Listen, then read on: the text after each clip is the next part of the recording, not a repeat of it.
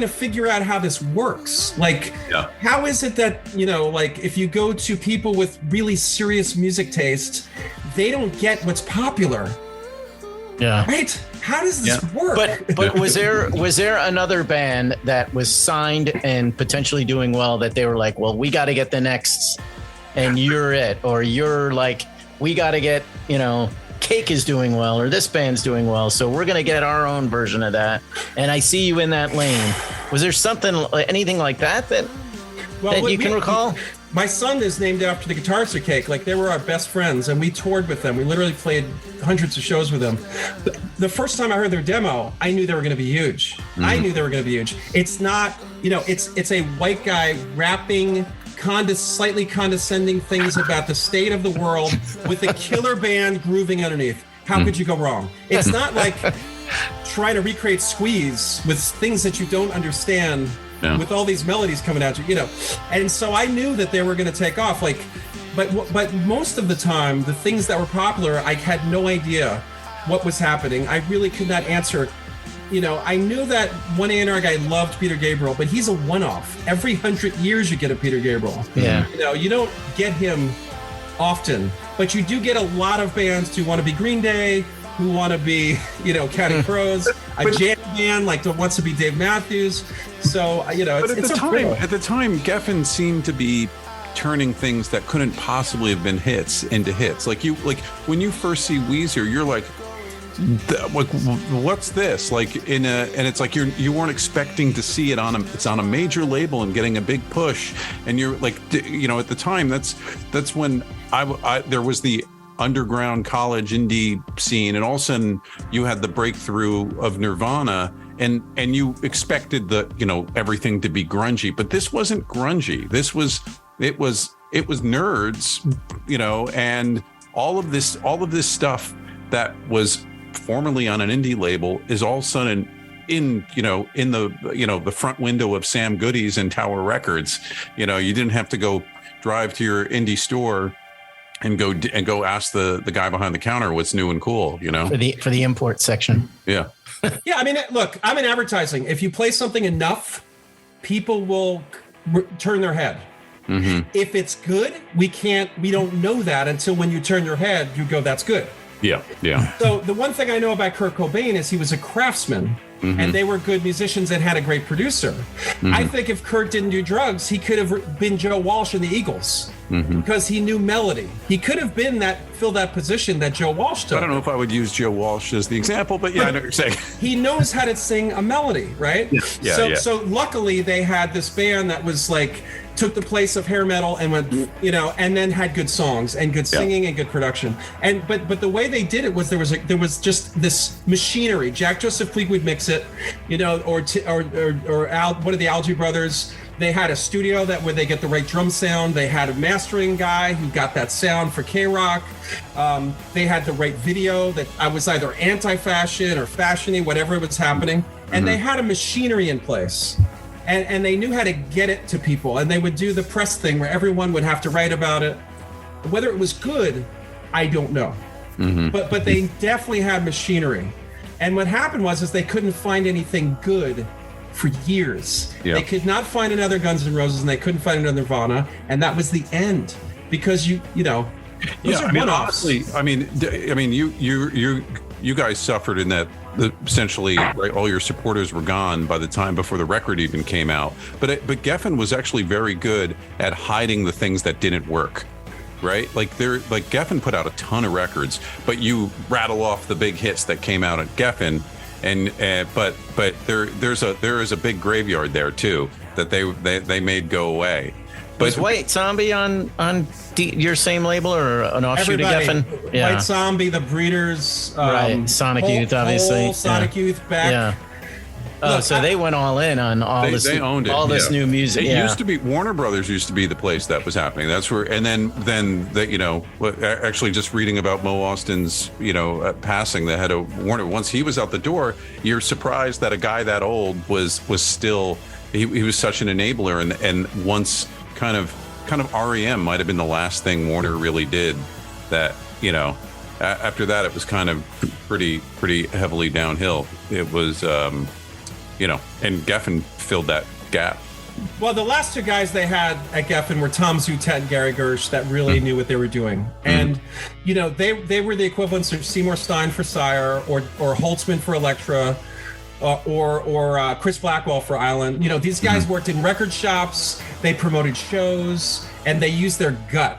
And their gut had value. And it's called an X factor where you can't explain it, you can't teach it in school. And they knew when, U2 or Bob Marley, they knew they saw the future.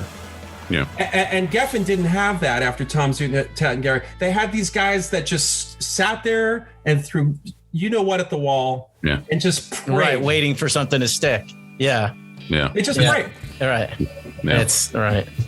Yeah. Or it's like the equivalent of analytics. It's like, oh, these guys test well. It's like, no, you need a guy who who's lived it and has the ear and is like, he knows. So before you go, hold on, before going about analytics, I work in advertising, and there was a guy at DDB that said, isn't it our job to change analytics? Meanwhile, everybody's following analytics. Yeah. If you're following analytics, you're following an already done concept. You're getting fed the past. Yeah. That's interesting. Good stuff.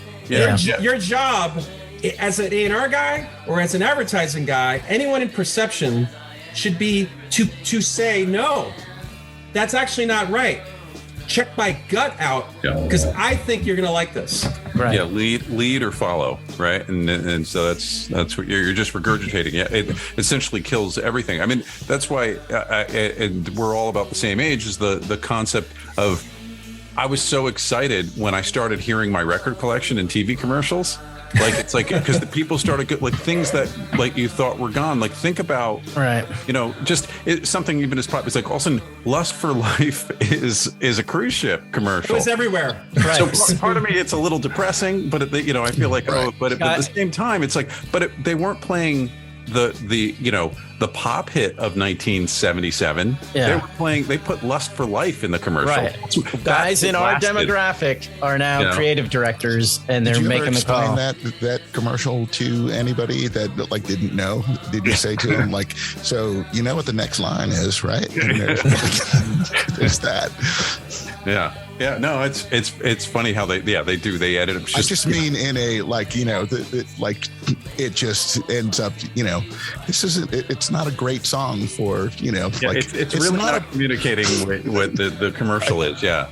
Right. So, but it always, I feel victorious when I see it. Was sort of like, yes, the stuff that I was championing when I was in high school that I loved, that no one, it's like, you listen to weird music or whatever. Yeah. And it was like, well, who's the, and that essentially the nerds inherited the earth, like the music geek.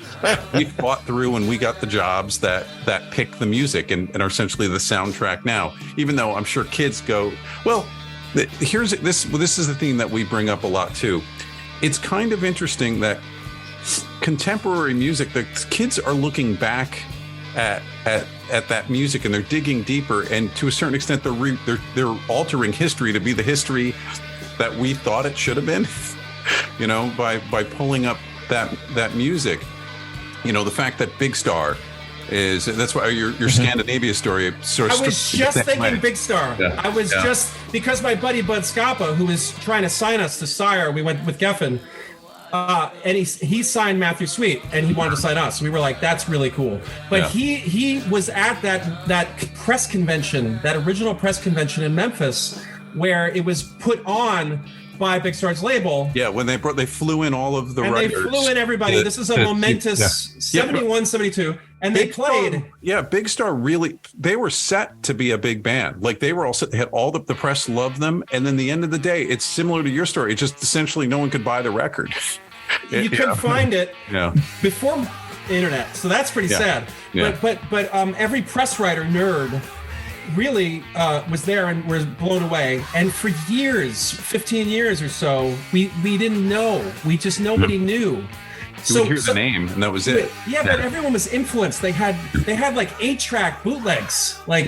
That's sad, And so, or reel to reel, you had to put that up and get it right to listen to Big Star.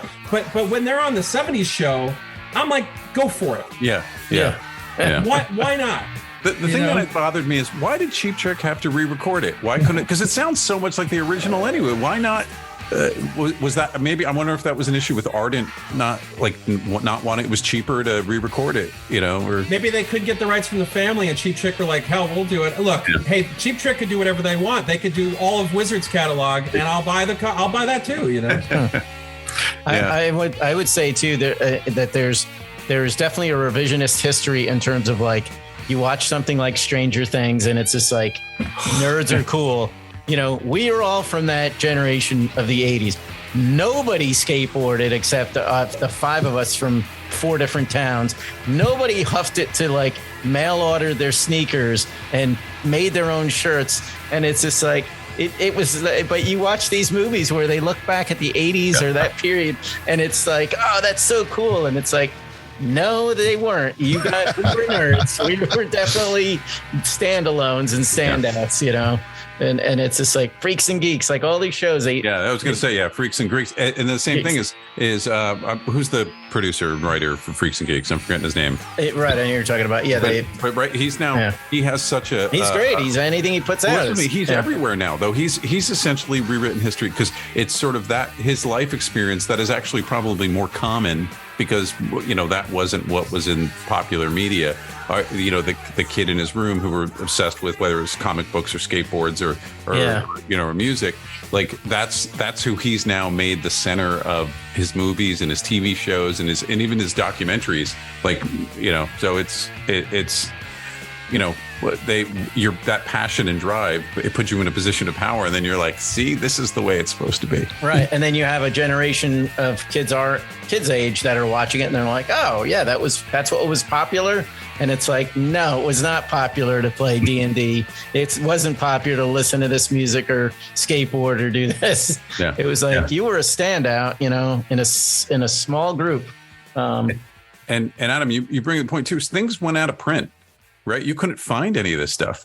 I'm still freaking out because Spotify doesn't have anything for me. There are bands that were record only. Yeah. From like the late 70s, early 80s. There's like either there are disputes with the label or the person who owns the masters who died or the label doesn't care, but there's thousands of bands that aren't represented. Mm-hmm. Or it's like one weird compilation. Yeah.